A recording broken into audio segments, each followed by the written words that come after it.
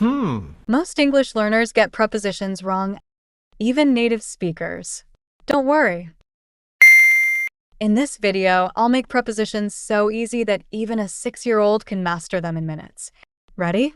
Let's play with words like in, on, under, next to, and discover the magic of prepositions together. Where's the cat? The cat is in, on, behind the box. Behind. The cat is across from, in front of, between, the pet shop. In front of. The cat is behind, under, among the table. Under.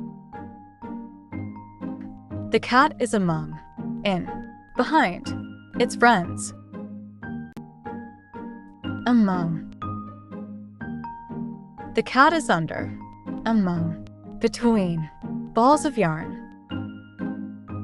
Between.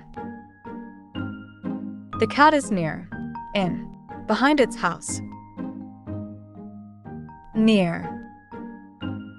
The cat is near, far, in, its food bowl. Far. Now it's your turn. Look around you right now and spot 3 prepositions. Maybe on the table, under the chair, or next to the window. Type them in the comments. Let's see who gets the most creative ones.